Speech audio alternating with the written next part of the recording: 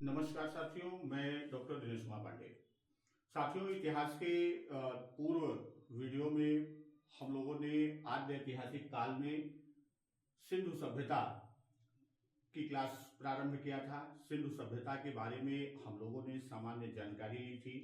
आद्य ऐतिहासिक काल वह काल है जिसमें लिखा हुआ सामग्री यानी लिखित सामग्री तो हमको मिली है, लिखित सामग्री मिली है, किंतु वह सामग्री पढ़ी नहीं जा सकी, वह सामग्री पढ़ी नहीं जा सकी।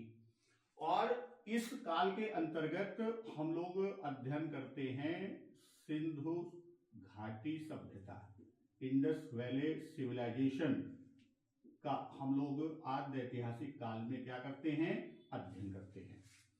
सिंधु घाटी सभ्यता के बारे में सामान्य जानकारी हम लोगों ने ली थी।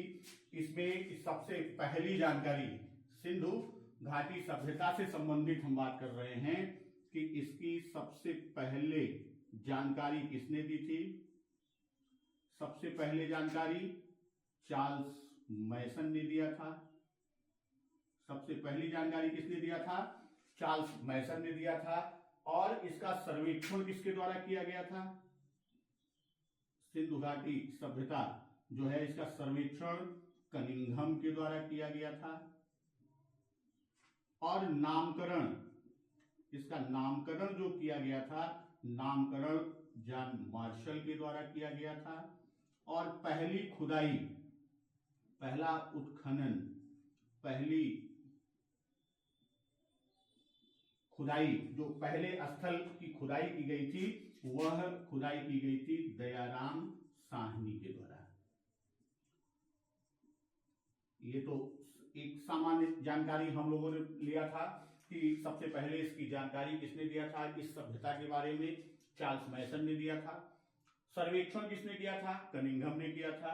नामकरण जॉन मार्शल ने किया था और पहली खुदाई दयाराम साहनी ने किया था। फिर सिंधु घाटी सभ्यता का जो अगर हम बात करें तो वह भारतीय प्रायद्वीप में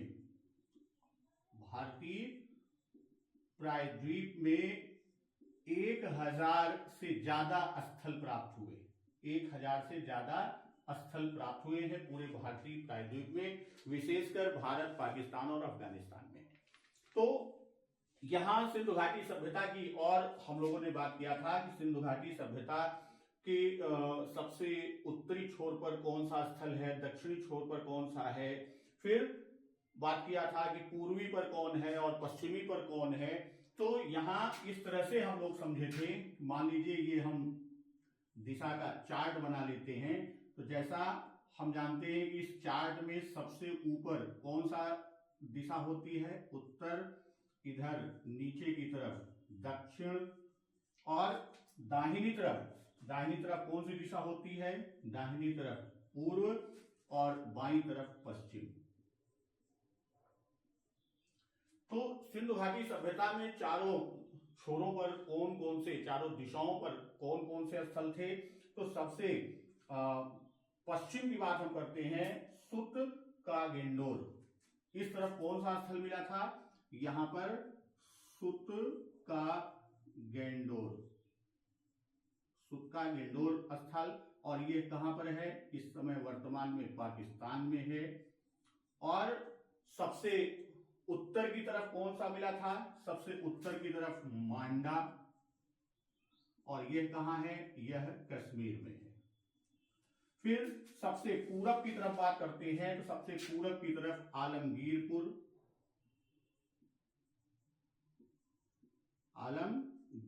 और यह कहां है? यह उत्तर प्रदेश में। और सबसे दक्षिण में दायमाबाद। सबसे दक्षिण में कौन सा पूरा स्थल है? दायमाबाद है। दायमाबाद यह कहां पर है? यह महाराष्ट्र में है। दायमाबाद किस राज्य में है? महाराष्ट्र में। तो इस तरह चारों दिशाओं में, और इन चारों स्थलों, भाई जो भी घाटी सभ्यता, जो भी सिंधु घाटी सभ्यता विकसित हुई है वह कहां हुई है? नदियों के किनारे। तो जो भी पुरा स्थल है वह किसी न किसी नदी के किनारे पर बसे हुए मिले हैं। तो अब यहां हम बात करते हैं किसकी, सबसे पहले सुत का गेंडोर की बात करते हैं। तो यह डास्क नदी पर, सुत का गेंडोर कहां पर है, किस नदी पर, दास्क नदी पर। और फिर दास्क या इसका उच्चारण हम करते हैं दास्क नदी पर। और जब हम इधर चलते हैं मांडा की तरफ, तो मांडा किस नदी पर है, यह चिनाब नदी पर। और आलमगीरपुर की बात करते हैं तो आलमगीरपुर कहां पर है, यह हिंडन नदी पर है। आलमगीरपुर किस नदी के मुहाने पर, किस नदी के किनारे पर बसा है, हिंडन नदी के। और दायमाबाद जो है यह प्रवरा नदी, हम लोगों ने इसकी जानकारी लिया था। और एक बात हम लोगों ने किया था कि जो सिंधु घाटी की सभ्यता है, मिटा देते हैं, जो सिंधु घाटी सभ्यता है, सिंधु घाटी सभ्यता की आकृति, जो क्षेत्र मिले हैं, जो इनका विकास था वह कैसा था। अगर हम बात करें किसकी, हम बात करते हैं इधर से ये होते हुए ऊपर, तो यहां से सिंधु नदी आती है, ये सिंधु नदी का है। तो यहां जो ऊपर मिला था, ये यहां सबसे ऊपर मिला था कौन सा स्थल, यहां पर मिला था मांडा। और फिर इधर जो स्थल मिला था वो कौन सा था, वह था सुत का गेंडोर की बात करते हैं। और यहां इस तरफ हमारा जो मिला था क्षेत्र वो कौन सा था, वह महाराष्ट्र का जो क्षेत्र है सबसे दक्षिण में, वह कौन सा स्थल था, वह दायमाबाद। और यहां पर क्या था, आलमगीरपुर सबसे पूरब। तो ये हमारी आकृति जो बनती है वह कैसी है, वह त्रिभुजाकार आकृति। सिंधु घाटी सभ्यता के क्षेत्र जितने भी हैं, अगर उनको हम एक बाउंड्री लाइन बनाते हैं तो वह कैसी बनती है, एक त्रिभुजाकार आकृति में हमको मिलती है। ये हम लोगों ने इसका अध्ययन कर लिया था। और इसके बाद बात आती है, हम करते हैं कि इनके जो प्रमुख स्थल हैं, तो आज हम प्रमुख स्थलों पर चलते हैं कि प्रमुख स्थल कौन कौन से हैं। तो सबसे पहले जिसकी खुदाई का कार्य प्रारंभ किया गया था, सबसे पहले हम उसी से चलते हैं। तो सबसे पहले सिंधु घाटी सभ्यता के अंतर्गत, सिंधु घाटी सभ्यता, इसमें सबसे पहले जो खुदाई की गई थी 1921 में किस स्थल की गई थी, हड़प्पा। इसीलिए पहली खुदाई हुई थी, इसीलिए सिंधु घाटी सभ्यता को हड़प्पा सभ्यता भी कहते हैं। सिंधु घाटी सभ्यता को क्या कहते हैं, हड़प्पा सभ्यता भी कहते हैं। इस नाम से भी इसको हम जानते हैं। 1921 में इसकी सर्वप्रथम खुदाई किसने की थी, इसकी खुदाई की थी दयाराम साहनी जी ने। दयाराम साहनी ने इसकी खुदाई की थी। अब यहां से हमको लिखित साक्ष्य भी मिला है, पुरातत्वविदों को क्या मिला है, लिखित साक्ष्य भी मिला है और पुरातात्विक साक्ष्य भी मिला। इसकी जब क्या हुई, इसकी खुदाई हुई, इसका उत्खनन हुआ, तो खुदाई से हमें दो तरह के साक्ष्य मिले। एक तो लिखित साक्ष्य मिला और दूसरा पुरातात्विक साक्ष्य मिला।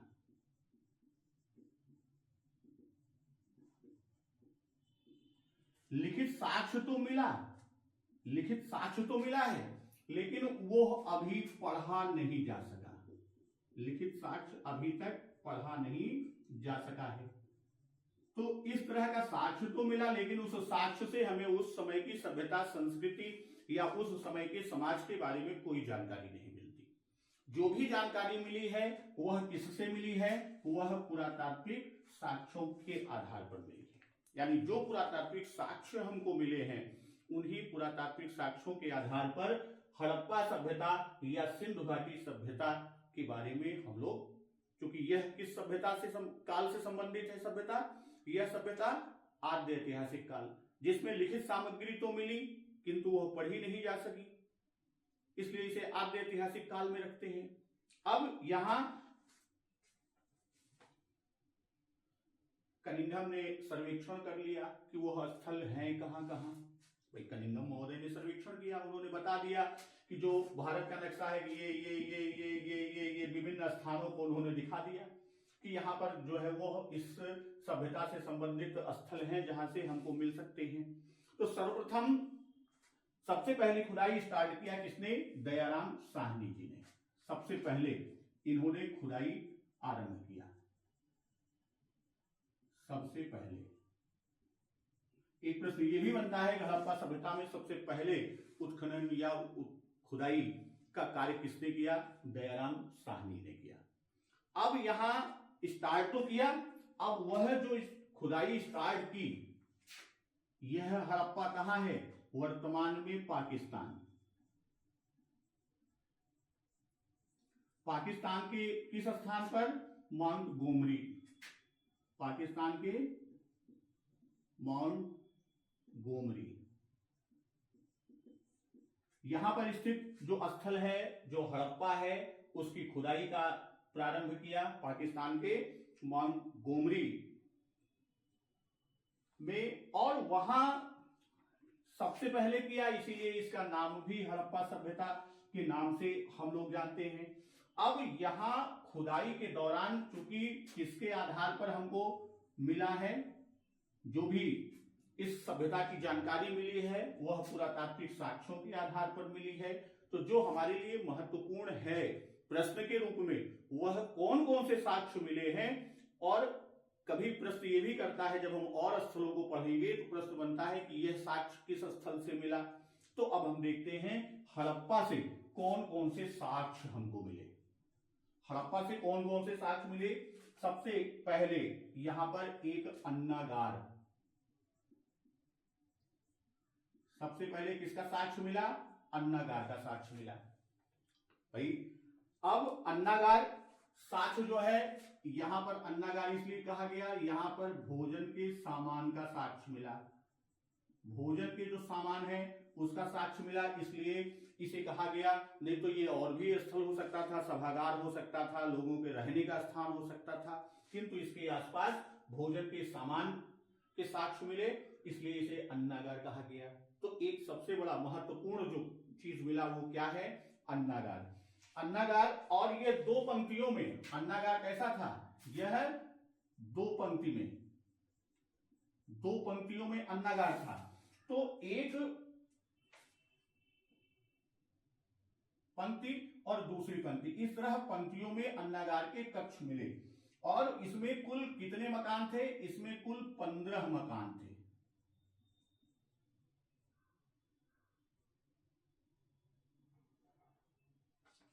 सॉरी, ये 15 मकान तो उसमें था श्रमिक आवास में। यहां पर कितने थे? 12 कक्ष थे। यहां क्या थे? यहां पर 12 कक्ष थे। यहां पर क्या थे? 12 कक्ष थे।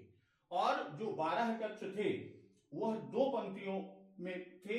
और उसके बाद अन्नागार के बाद जो दूसरा प्रमुख साक्ष्य मिला है, भाई अन्नागार होगा, उसके आसपास श्रमिक होंगे, श्रमिकों के रहने का स्थान होगा।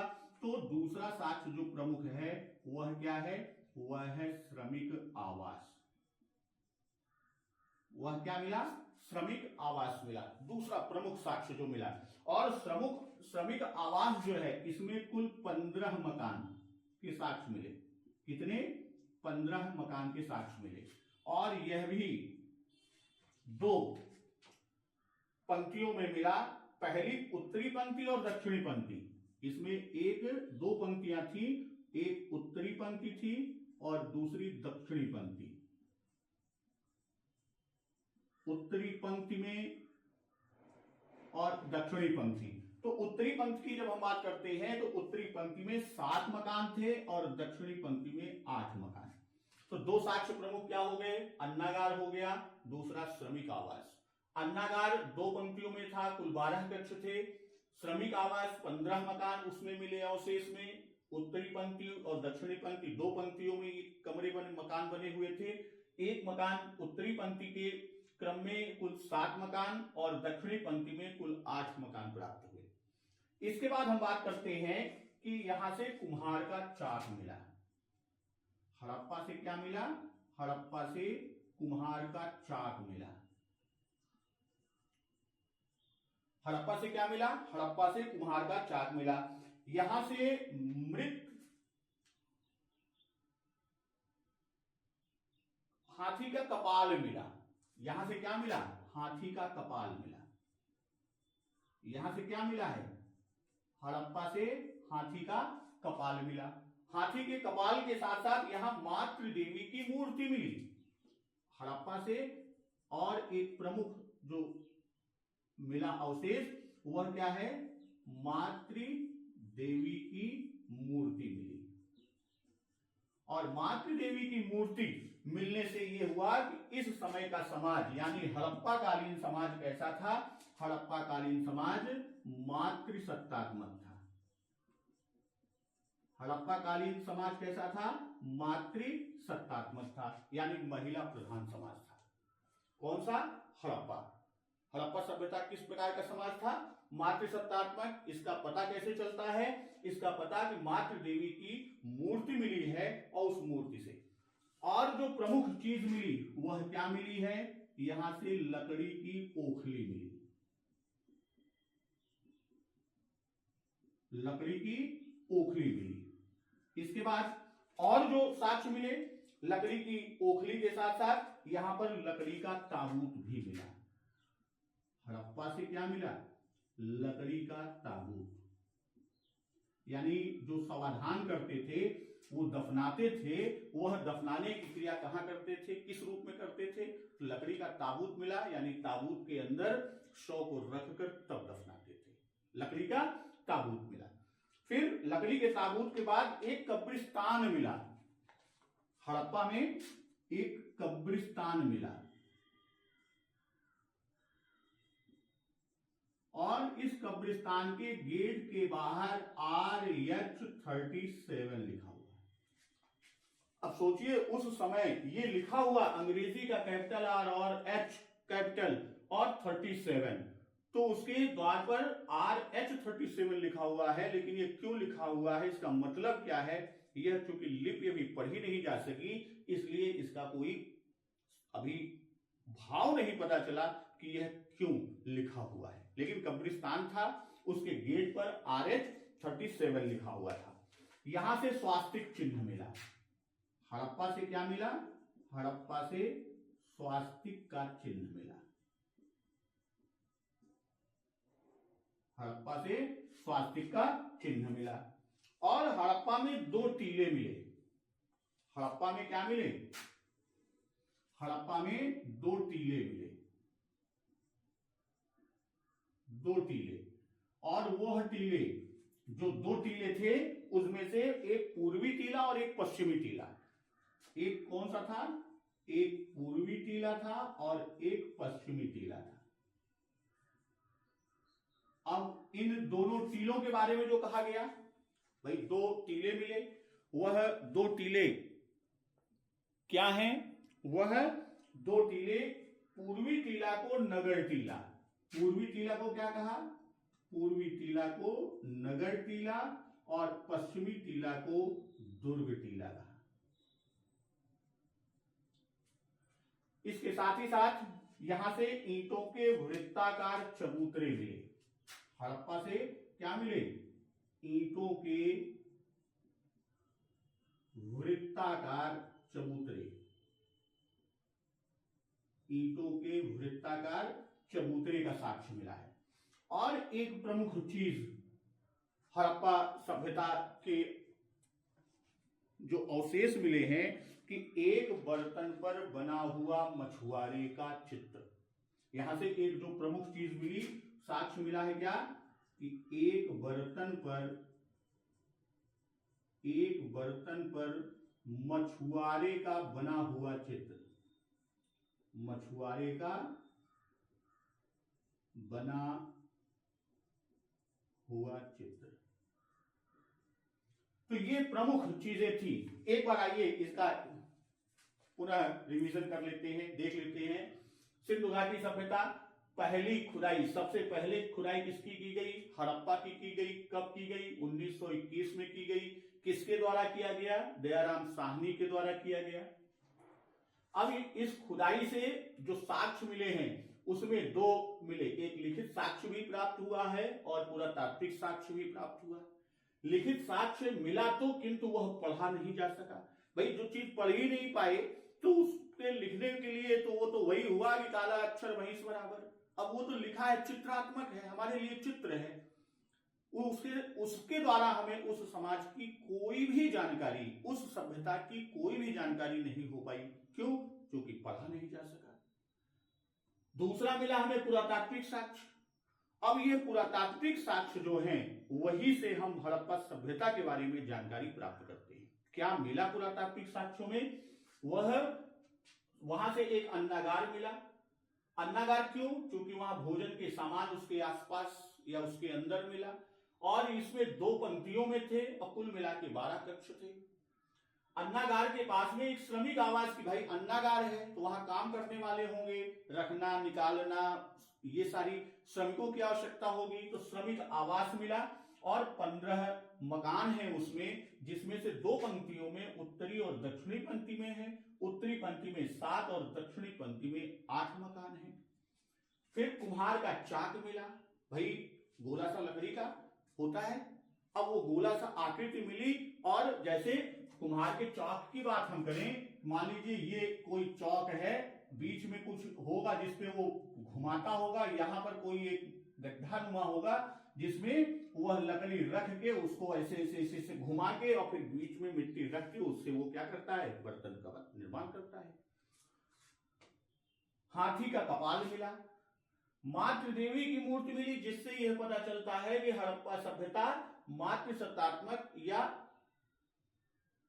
क्या कह सकते हैं यहां पर कि महिलाओं की प्रधानता थी।